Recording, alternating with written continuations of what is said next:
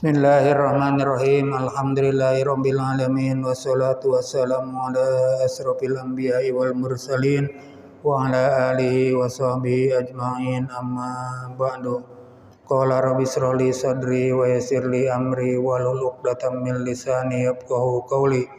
Allahumma arinal haqqa haqqa warzuqna ittiba'ah wa arinal batila batila warzuqna ijtinabah bi rahmatika ya arhamar rahimin. Bismillahirrahmanirrahim. Qala al-mu'allifu rahimakumullah. Dikira siapa? Dikira sorban. Qala al-mu'allifu rahimakumullah wa nafa'ana bi ulumi amin ya rabbal alamin. Bismillahirrahmanirrahim. Wa ibnun najari an Abi Hurairah. Itu ya. Wa ibnun najari an Abi Hurairah, dari Ibnun Najjar, dari hadis diriwayatkan oleh Ibnun Najjar dari Abi Hurairah. Salasun law ya'lamun nasu ma fihinna ma uhidna illa bisahmatin hirson ala ma fihinna minal khairi wal barakati. Salasun, ada 3 perkara.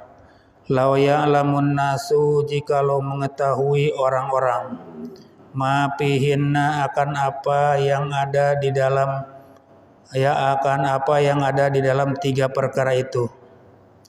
Ma uhidna, maka tidak dapat diambil, illa bisahmatin, kecuali dengan diundi. Hirson, karena tamak, alama fihinna, atas apa yang ada di dalam 3 perkara itu, minal khairi, dari kebaikan, wal barokati, dan keberkahan. Hadis yang diriwayatkan dari Abi Hurairah ada 3 macam. Kalau seandainya orang-orang pada tahu, maka orang itu pasti untuk ngambil yang 3 macam itu dalam keadaan diundi. Ya, jadi tidak bisa langsung diambil 3 perkara itu kalau seandainya orang-orang itu pada tahu. Jadi kalau seandainya orang-orang pada tahu ada 3 macam, maka orang itu akan mengambil yang 3 macam itu dengan cara mengundi. Biasanya kalau sesuatu diambil dengan diundi itu banyak pesertanya, ya, banyak pesertanya. Kalau pesertanya sedikit, ngapain diundi? Itu banyak pesertanya, terpaksa diundi. Tujuannya hirson alama fihinna minal khairi wal barokati, karena tamak, ya, karena tamak dari apa yang ada di 3 perkara itu daripada keberkahan dan kebaikan. Jadi 3 perkara itu mengandung kebaikan, mengandung keberkahan. Itu orang pasti nyerbu yang 3 macam itu karena orang mendiamkan aja, karena orang tidak tahu. Jadi tamak untuk memperoleh kebaikan dan keberkahan. Tamak itu kalau punya 1 pengennya 2. Kalau yang pertama punya sepeda, dia pengen punya motor. Habis punya motor, dia pengen punya mobil. Ya, habis pengen punya istri 1, dia pengen punya istri 2. Itu namanya tamak.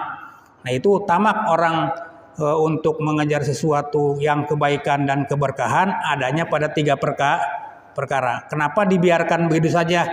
Karena tidak tahu.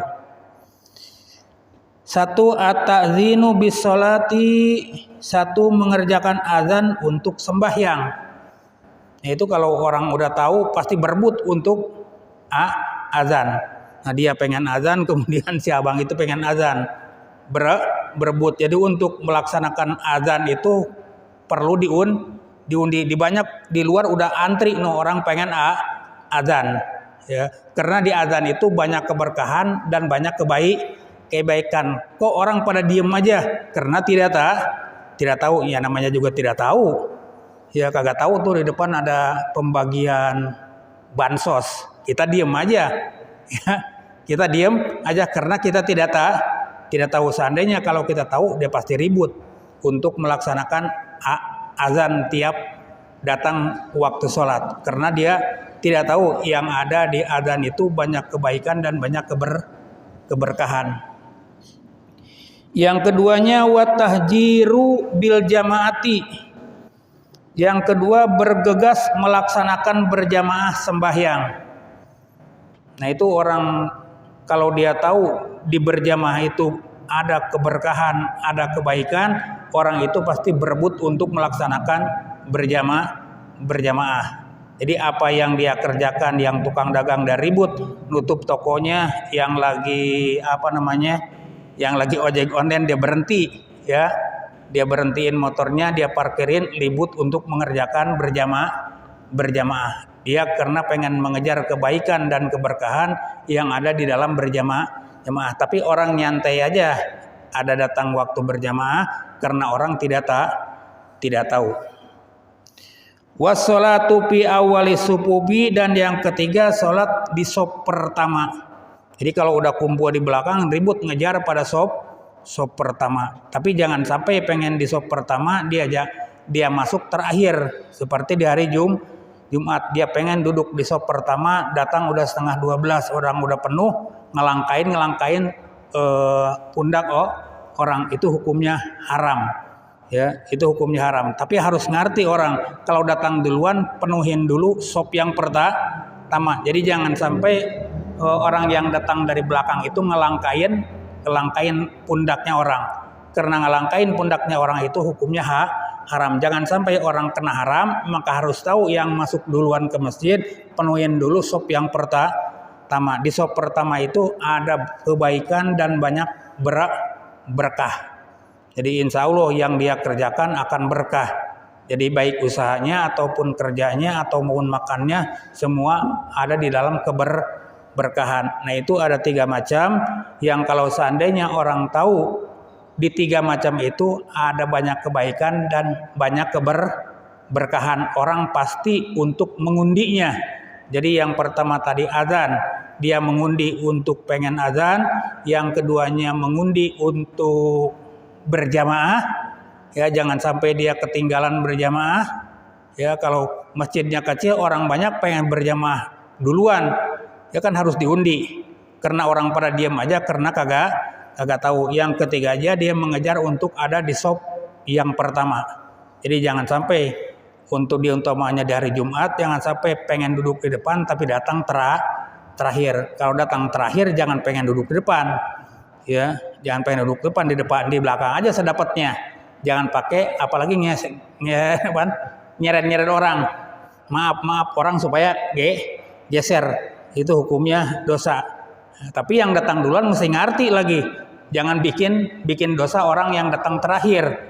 Rapetin dulu di sop pertama, sop kedua, nanti yang ke belakangnya buat orang yang datang dari yang kebelakangan. Wa Ibnu Abi Saibah wal Bahaqiyu, dan meriwayatkan Ibnu Abi Saibah dan Imam Baihaqi an Salmanil Farisi, dari Salman Al Faris mauqupan dengan hadis mauquf. Jadi hadis mauquf itu hadis tidak sampai kepada Rasul. Jadi wa Ibnu Abi Saibah wal Bahaqiyu an Salmanil Farisi radhiyallahu anhu qala. Jadi tidak ada kata-kata qala Rasulullah sallallahu alaihi wasallam, itu disebutnya hadis mauquf. Qala, ia berkata, yaitu Salman Al Faris, idza kana ar-rajulu fi ardin, apabila ada seorang laki-laki di suatu tempat, di suatu tanah, di suatu tempat, baik di masjid ataupun di lapangan, di mana saja, fa aqama sholata, maka ia qomat untuk sholat. Sholla khalfahu malakani, maka sholat di belakangnya 2 malaikat. Ya, dia mau sembahyang, dia laksanakan bukan azan tapi qomat. Jadi Allahu Akbar, asyhadu alla ilaha illallah, qomat, kemudian dia sholat, maka ngikutin di belakang dua malaikat. Ya kalau kita sholat dengan menggunakan qomat saja. Ini dalam rangka menjelaskan sunatnya azan dan sunatnya qomat. Faida azana, dan maka jika ia azan, fa'aqoma, maka terus qomat. Jadi ada orang yang tadi mah qomat doang, sekarang ada yang sholat azan kemudian qomat. Sholla khalfahu, maka sholat di belakang orang itu minal malaikati, daripada beberapa malaikat. Malayuro, yang tidak bisa terlihat, toropahu, 2 ujungnya. yarkauna mereka ruku birukuihi dengan rukunya orang itu, wa yasjuduna dan mereka sujud bisujudihi dengan sujudnya orang itu, wa yu'minuna dan mereka membaca amin ala du'aihi atas doanya orang itu. Ya, jadi apabila seseorang sholat, yang pertama dia baca dulu azan, kemudian setelah azan dia qomat sendiri sholatnya. Ya, dia qomat, dia azan, dia qomat. Nah, itu malaikat di belakang ngikut banyak banget, sehingga tidak kelihatan ujungnya kalau dilihat ke belakang. Ya, saking banyaknya. Kemudian apabila orang itu ruku, malaikat yang ada di belakang semua ngikut ruku.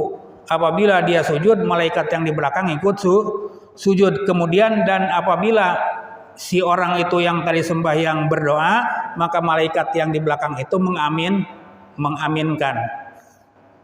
Ya, insya Allah kalau yang aminnya para malaikat, maka doanya itu akan dikabulkan malaikat yang aminnya. Cuman kita tidak tahu.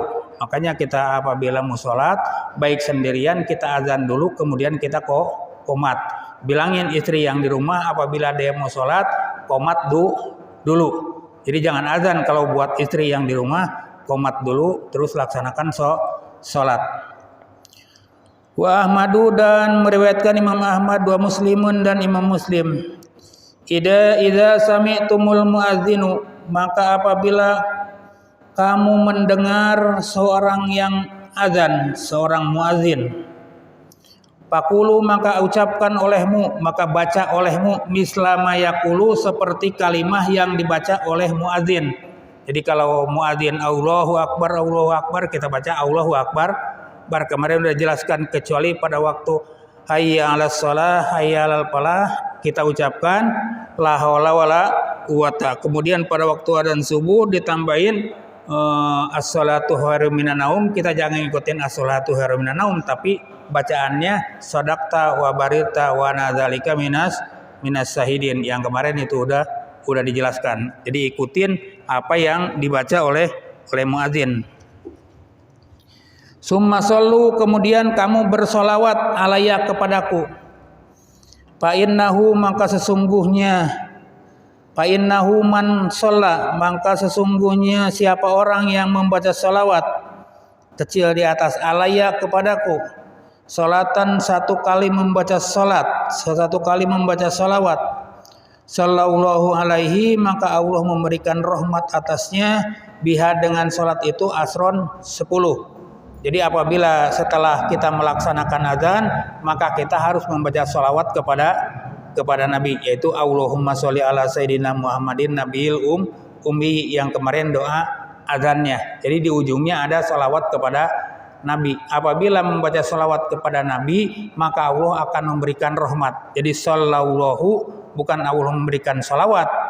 Ya, inna allaha malaikatahu, sesungguhnya Allah dan malaikatnya sallu. Nah, itu sallu di situ artinya dua. Satu untuk Allah memberikan rahmat, satu lagi untuk malaikat memberikan ampun. Jadi membaca istighfar malaikat ala Nabi kepada Nabi. Dibalasnya satu membaca salawat dibalas dengan 10 kebaikan. Summa sallallahu, kemudian kamu mintalah kepada Allah, li buat aku al wasilata, akan wasilah, akan pelantara. Makanya di doanya robbahadihil ati sayyidina Muhammadanil wasilah wal fadilah. Fa innaha manzilatun, maka sungguhnya wasilah itu merupakan suatu kedudukan fil jannati, di dalam surga. Latan bagi tidak layak illa li abdin, kecuali untuk seorang hamba min ibadillahi, dari hari hamba Allah. Wa arju, dan aku mengharapkan, akuna agar jadi aku, ana huwa adalah dia, adalah aku dan dia. Paman sa'ala lil wasilata, barang siapa yang memohon wasilah buat aku, kepadaku, atau buat aku, halat maka tiba alaihi kepadanya as-syafaatu syafaat. Jadi barang siapa yang meminta wasilah kepada Nabi kita Muhammad SAW, maka orang itu akan mendapatkan syafaat dari Rasulullah SAW nanti di yaumil qiyamah. Wasilah itu pelantara. Ya, kalau kita mau memetik mangga kan jauh, tangan kita kagak nyampe. Ya, kemudian ambil gala untuk memetik mangga. Nah itu gala disebutnya wasilah. Ya, atau kita mau ngundang seseorang yang berharga, ya, namanya Ustadz Pulai itu, Ustadz, maaf nih ntar malam ada acara, mohon datang ya. Dia ngejawab, waduh, ntar malam ada acara lagi kayaknya nggak bisa. Ini yang ngundang Ustadz siapa tuh? Yang di sini? Hah? Yang sini yang penitia ini? Hah? Iya Ustadz Agus. Yang undang Ustadz Agus nih. Oh iya dah, kalau insya Allah kalau Ustadz Agus yang undang mah. Nah itu Ustadz Agus disebutnya wasilah. Jadi kalau tadi diundang kita dia mengatakan kagak mau, kemudian kita bilangin yang undang Ustadz Agus nih. Ntar malam ada acara. Oh iya insya Allah ntar datang. Nah itu disebutnya wasilah pelantara. Ya jadi kalau kita minta kepada Allah Subhanahu Wa Taala kita jauh ya untuk diijabah, kita minta wasilah kepada Nabi atau kepada wali, maka itu diperbolehkan. Jadi ana atawassalu bihadzal wali bihadzal makom. Jadi minta kepada Allah Subhanahu Wa Taala dengan barokah wali yang ada di makom ini. Jadi jangan langsung minta ke walinya ya atau minta ke rasulnya, tapi tetap minta kepada Allah, cuman dengan melalui rasul atau melalui wali atau melalui guru atau melalui orang tua, itu namanya wasilah. Itu diperbolehkan di dalam Al-Quran. Wabtagu ilaihil wasilah, tuntutlah olehmu untuk sampai kepada Allah dengan menggunakan wasilah. Wasilah itu pelantara atau bisa dikatakan pia gitu ya, pelantara untuk sampainya sesuatu kepada yang lain. Nah tadi yang minta wasilah kepada Nabi, insya Allah orang itu akan mendapatkan nanti syafaat di yaumil qiyamah. Waruya dan diriwayatkan man takallama barang siapa yang berbicara fi waqtil adzani pada waktu azan, hipa alaihi zawalul imani maka ditakuti kepadanya hilangnya iman. Naudzubillahi min dzalik. Jadi kalau ada orang yang lagi sedang azan, kita dengerin, kita jawab azannya. Kita jangan sampai ngobrol. Ya, kita jangan sampai ngomong, jangan sampai ngobrol, itu ditakutkan hilangnya iman. Jadi iman akan hilang dengan kita tidak memperhatikan orang yang lagi azan. Itu saking saking mulianya, saking agungnya azan. Sehingga kalau kita tidak dengarkan orang lagi azan, ditakutkan iman kita itu akan hilang. Wal irtidadu dan sunat memakai selendang. Tuh. Wat tanaumu dan memakai sorban. Makanya kita pakai sorban warisan. Ya kebetulan. Nah itu sunat untuk memakai selendang dan sorban. Kalau selendang yang tipis yang panjang itu, ya, yang tipis yang panjang itu namanya selendang. Kalau yang namanya ini sorban. Nah sunat untuk dipakai. Di hadis lain dijelaskan innallaha malaikatahu yusholluna ala sohibil amaim. Sesungguhnya Allah dan Rasul dan malaikatnya memberikan rahmat dan memintakan ampun kepada orang yang memakai sorban pada waktu sholat. Jadi nilainya lain orang yang sholat, orang yang sholat Jumat, apalagi orang yang tidak memakai sorban dengan orang yang memakai sorban. Wal istiyaku dan menggunakan siwak, ya gosok gigi itu. Gosok gigi disunatkan kalau tidak ada kayu siwak, kita gunakan sesuatu yang kasar atau dengan kain. Cuman kalau tangan kita kasar, jangan dipakai gunakan untuk siwak. Indal qiyami ketika mau berdiri ila sholati untuk sholat. Pas kita mau berdiri untuk sholat, gunakan siwak itu sunat. Makanya Rasul mengatakan laula an asukko ala ummati la amartuhu bisiwak. Jikalau tidak memberatkan, merepotkan kepada umatku setiap sholat untuk melaksanakan menggunakan siwak. Setiap mau sholat menggunakan siwak. Cuman kalau Nabi menyuruh berarti hukumnya wajib. Kalau wajib, kasihan umat Rasulullah SAW, segitu lemahnya, segitu lupanya. Itu siwak baru kemarin yang pergi dari umroh dia bawa siwak, baru 2 hari dikasih siwak, udah hilang lagi aja. Ya, itu bisa jadi dosa kalau tidak bersiwak. Jadi kalau seandainya tidak memberatkan kepada umatku, tentu aku memerintahkan setiap melaksanakan sholat itu harus bersiwak terlebih dahulu. 5 ruwasaihani, karena hadis yang diriwayatkan oleh Bukhari Muslim.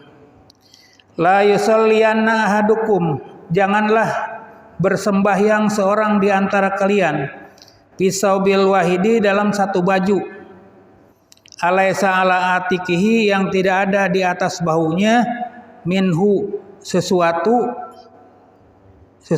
dari kain, sayun, minhu sayun, sesuatu dari kain.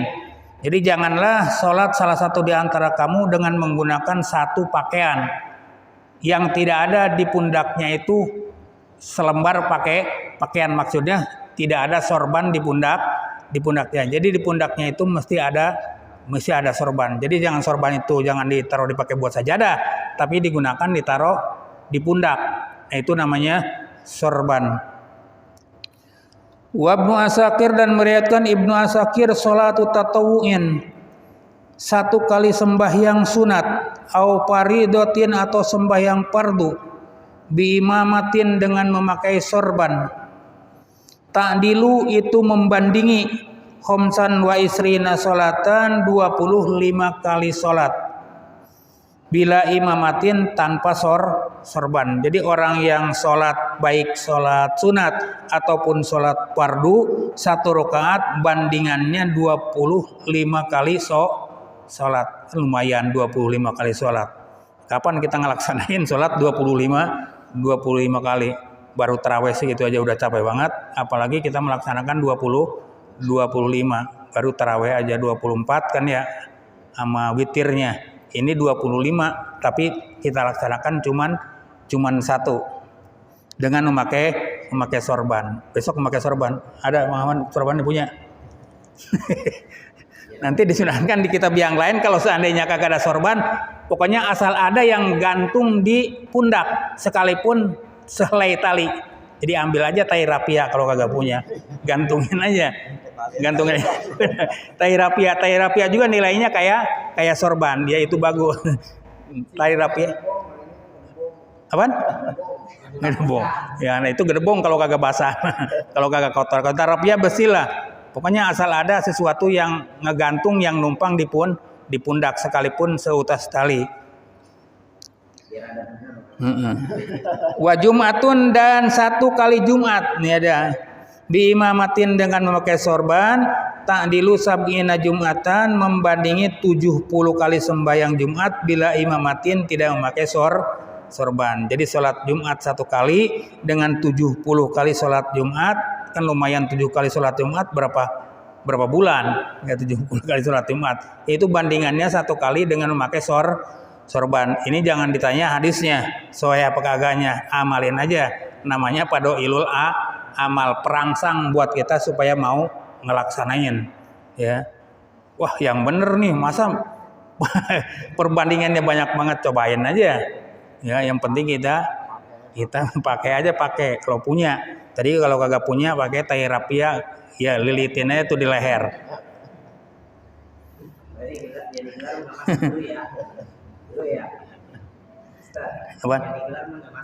Apa nih?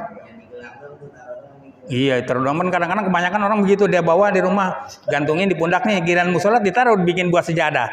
Itu mah nggak kaci. Bukan dipakai, itu mah ditaruh namanya, cuman bawa doang. Wasaihoni, dan meriwayatkan Imam Bukhari Muslim, laula an asuko, nih, sekiranya aku tidak memberatkan ala ummati, terhadap umatku, la amartuhu, niscaya aku memerintahkan mereka, bisiwaki, dengan menggosok gigi dengan menggunakan siwak, inda kulli sholatin, ketika mau sholat. Ya, cuman Nabi itu, Rasul itu, Nabi kita Muhammad SAW sangat sayang terhadap umatnya, maka sebelum dia perintahkan itu dipikir terlebih dahulu kemaslahatannya. Akan berat umat saya sekalipun kagak seberapa menggunakan siwak sebelum sholat. Wabnu Zanjawaihi dan meriwayatkan Ibnu Zanjawih wa sahahul Hakim dan disahihkan hadis ini oleh Imam Hakim. Salatun bisiwaki, satu kali salat dengan memakai siwak, afdalu itu lebih utama, min sab'ina salatan daripada 70 sembahyang bighairi siwakin tanpa bersiwak. Itu 70 kali salat bandingannya. Qala Nawawi, berkata Imam Nawawi fil Majmu'i dalam kitab Majmu', yusanu ayyaj'ala fi atikihi sauban, disunatkan mengenakan orang yang salat di atas bahunya sauban sehelai kain. Fa'ilam tajiduhu, maka jika tidak menemukannya, ja'ala hablan, maka ia mengenakan seutas tambang, alaihi di atasnya, hatta layah luwa min sayin, sehingga tidak kosong bahunya dari sesuatu.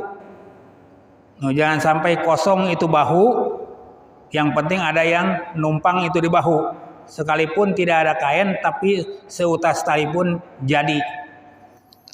Wa yukrahu tarku zalika, dan dimakruhkan meninggalkan demikian itu. Nah, jadi makruh hukumnya sholat tidak memakai sorban. Jadi kalau makruh itu kan mengurangin pahala. Ya, pahala sholat itu akan kurang dengan mengerjakan yang makruh. Kakas pirrosi, seperti membuka kepala. Ya, itu hitungannya seperti sholat tidak memakai peci. Jadi orang sholat tidak memakai sorban, hukumnya seperti orang yang sholat tidak memakai peci. Kepala itu harus selalu tertutup. Di antaranya hilang maru'ah, hilangnya sifat kemanusiaan itu orang selalu terbuka kepalanya. Jadi kepala itu harus tertutup. Apakah yang nutupinnya? Ya, kalau kita naik motor harus selalu pakai helm. Ya, kalau pakai helm pakai peci, kalau pakai peci pakai tudung, pakai apa aja, yang penting nutup kepala. Ya, di antaranya menghilangkan sifat kemanusiaan. Jadi kalau orang keluar hilir mudik, baik pulang atau berangkat, kepalanya terbuka, berarti itu orang udah hilang sifat kemanusiaannya. Wa qala Sayyiduna Ibnu Hajar, dan berkata guru kita Ibnu Hajar, inna ta'amuma, sesungguhnya memakai sorban, wal istiyaku, dan bersiwak, yustahabbani, itu disunatkan kedua-duanya. Walau ba'da duhulis, walaupun sesudah masuk, fi sholati, di dalam sholat. In amkana, jika memungkinkan, fa'luhuma, melakukan keduanya, bipa'lin qalilin, dengan mengerjakan yang sedikit. Jadi saking disunatkannya itu memakai sorban dan bersiwak, sekalipun kita udah sholat, umpamanya lupa, ya sorbannya ditaruh di bawah, kan sambil sholat bisa kita kerjakan. Itu jadi gerakan tidak banyak. Jadi gerakan tidak banyak, pindahin ke pundak. Yang penting asal ada di pundak, sekalipun udah masuk ada di dalam sholat. Kagak batal, geraknya jangan banyak. Ya, jangan banyak geraknya. Asal nempelnya kan sekalian sujud begitu. Turun ke bawah sekalian sujud, ambil, tempelin pundak. Kayak jatuh peci lah begitu. Kayak peci kita jatuh. Nanti dimasukin lagi, jangan lagi berdiri nunduk ke bawah. Ntar kalau lagi sujud baru ambil, masukin lagi ke kepala. Jadi sekalian lewat. Jadi kayak baca Quran yang bacanya kedekatan itu. Nah, itu untuk berubahnya nanti mundur, jangan mundur pada waktu baca, nanti setelah bareng sekalian ruku. Jadi pas ruku kita bareng, jadi jangan sampai ikut berubahnya jangan sampai berubah tiga kali. Wattihadu sutrotin, dan sunat membuat sutroh. Wahya sahisun, yaitu sesuatu yang berdiri. Tuluhu, panjangnya sulusadiroin, 2/3 siku. Wa bainahuma, dan di antara keduanya salah satu adru'in ialah tiga siku. Pabastul musolli, maka dengan hamparan tempat sembahyang atau sajadah, pahotun, maka lalu dengan menggurat, amamahu, di depannya, tulan, dengan memanjang. Tulan dengan memanjang. Jadi disunatkan untuk membuat sutroh. Jadi sholat itu kita jangan di tengah-tengah nempel begini aja nih. Jadi kalau mau sholat kita celek aja di tengah. Jangan, kita harus ada sutroh penghalang. Jangan sampai ada orang lewat. Kalau kita mau sajadah, amparin sajadah. Jadi orang tahu bahwa di situ ada orang yang lagi sholat. Atau deket tiang. Nah, dari tiang itu tiang dianggap sutroh namanya. Jadi jangan sampai orang ngelewatin depan kita. Ya, depan itu Anda bentuk depan tiang, atau di samping tiang, atau di depannya tiang. Nah, itu dianggapnya sutroh. Jadi kalau kita sholat di sampalan, di lapangan yang tadi itu kita tanjebkan sesuatu, ya, sesuatu panjangnya tiga siku yang tadi itu, ya, panjangnya 3 siku. Kalau tidak ada yang ditanjebkan begitu, kita gurat. Kita sholat di atas tanah, kita gurat tanahnya, ya. Di sini nih kagak boleh lewat ada orang yang lagi sembahyang. Panudiba, maka disunatkan dap umarin, menolak orang yang lewat, mukallafin, yang mukallaf. Ya, sunat kita ada orang yang melewat kita tolak. Ya, kita lagi sembahyang ada orang lewat, tapi bukan anak kecil, tapi orang mukallaf udah balik. Kita bisa tolak, kita tonjok aja. Ya, ada orang kita lewat di depan kita lagi sholat, kita tonjok aja, kita dibolehkan, kita tidak batal sembahyang. Itu sunat untuk menolaknya. Jangan sampai dia lewat di depan kita. Ya, kita udah sengaja gelarin sajadah, jangan sampai ada orang lewat di depan kita, dia lewat aja, tonjok aja udah itu mah. Itu hukumnya sunat. Waharuma mururun hina idin, dan haram lewat ketika demikian. Nah, itu apabila ada orang yang lagi sholat, kita haram lewat di situ. Wa qala al-Baghawi, dan berkata Imam Baghawi fi syarhi sunnati, di dalam syarah sunnah, idza bayyana al-imamu, apabila telah menjelaskan imam, mau diasolatihi, di tempat sembayangnya, biason, dengan tongkat, au ghairiha, atau selainnya. Jadi kita ngikutin imam tancapin tongkat di depannya atau selain daripada tongkat. La hajata li makmumin, tidak perlu bagi para makmum, ila gurzil anzati, untuk menanjabkan tombak, wa guariha, dan selainnya. Jadi apabila kita ngikut imam telah menancapkan tongkat di depannya, maka kita makmum di belakang kagak usah nancapin lagi tongkat. Maka orang pasti tahu, orang dia ngikutin imam udah tahu dia nancapin tongkat, jangan sampai ada orang lewat di depannya. Jadi untuk makmum yang ada di belakang tidak perlu untuk menancapkan tongkat lagi. Bisa ya? Summa qala lima rawaya Abu Dawud idza shalla ahadukum al-Fatihah. A'udzubillahi minasyaitonir rajim. Bismillahirrahmanirrahim. Alhamdulillahirabbil alamin, maliki yaumiddin. Iyyaka na'budu wa iyyaka nasta'in, ihdinas siratal mustaqim. Siratal ladzina an'amta 'alaihim ghairil maghdubi 'alaihim waladdallin. Bismillahirrahmanirrahim.